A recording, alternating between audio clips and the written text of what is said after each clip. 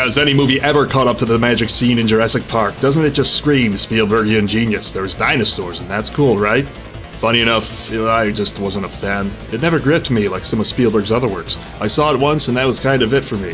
Sorry, I know everyone on Earth likes this movie, but I just thought it was kind of blah.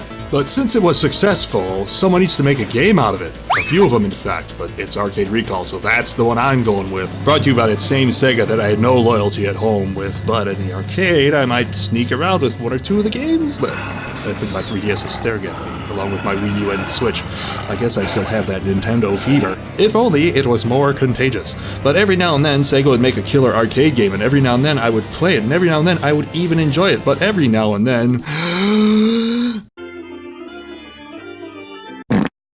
I'd run into that situation where there's no other possible way out of it than to grab a gun and start shooting at everyone or dinosaur involved. Survive it? Yes, he said, we got so long here, I guess, oh my god, I can't believe I waited so long. Shh. Yeah, it's a rail shooter with a twist. There's no gun. You would just climb into the arcade machine, sit down, and only guide the crosshairs around the screen with a joystick. Just suspend the disbelief, okay? So, there's a small storyline here. You return to Isla Nublar a few months after the events of the film. Guess what? The dinosaurs are still here. And they seem ultra pissed. This game is so fast, like Sonic Mania fast. You put your quarter in, get in the vehicle, which seems to be on a rail of some sort. Oh, rail shooter. I get it. They got me again! There's about 20 seconds of no action before, boom, Tyrannosaurus Rex action on your tail, and it gets crazier from there. There's only 4 levels and very few boss fights, but this game was a roller coaster for the most part. I clearly remember the "Are you tall enough to play this game?" sign next to it. Actually, no. I'm just being a facetious.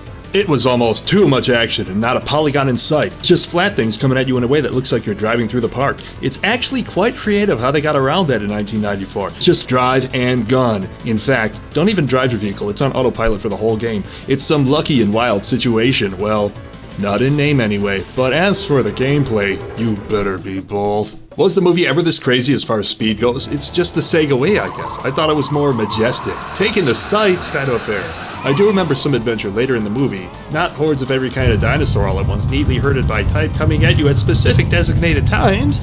The aspects of your adventure are pretty endless. You fall off bridges, shoot dinosaur poop, you even get to drive off a fully grown Littlefoot's neck. Yes, it's said that way this time since it's a proper name. Al. You know, all this thought on dinosaurs has me thinking about the theory that dinosaurs evolved into birds. Now, I have this flying moron here, and if birds evolved from dinosaurs, then I guess she would have to be a Leopleuromoron or a Buttersaurus Rex. I'm just kidding, Butters. Love you. I also find it quite incredible that you can drive backwards so flawlessly while shooting guns at dinosaurs. I, myself, have had problems with that. Oh wait, their car is automatic and indestructible. Sega could just get you into an arcade game. Not in the same over-the-top way as a Midway arcade game, but still in a way that would just grip you.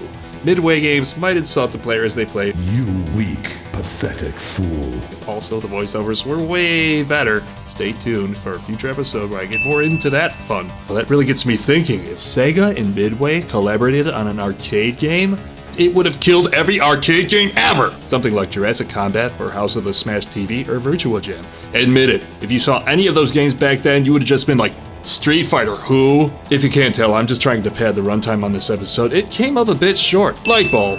That's a good point. This game is short, like start to finish in 20 minutes, but in a good way.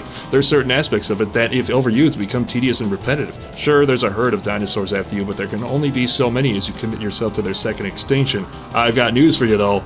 You didn't do so good. Sega was always good at the rail shooter. Virtua Cop, House of the Dead 1 and 2, this. They were so damn good at it, and it was always fun, yet there was always Sega behind it. Joke was on them, though. They couldn't really bring a game like this home.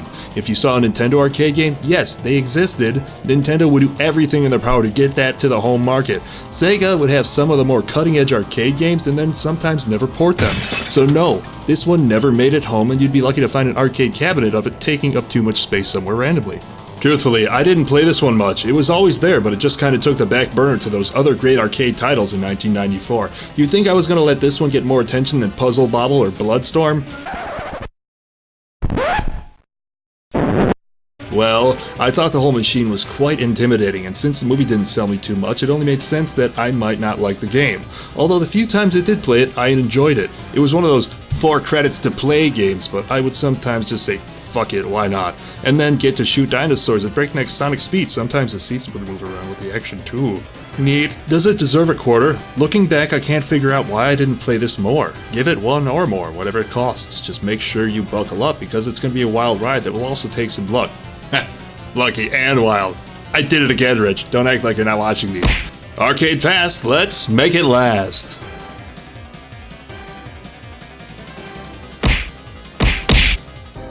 Hi there again. Enjoying my reminiscing about Arcade Pass lasting and all? Well, whether or not you have just jumped on the bandwagon or just watch only the newest episodes, I'm still happy over what I did with the old episodes. Don't just be a person after the newest ones. There's nearly 40 old episodes just waiting for your eyes to gaze upon them, dorkishly made by yours truly. But have a fantacular day. See you next time.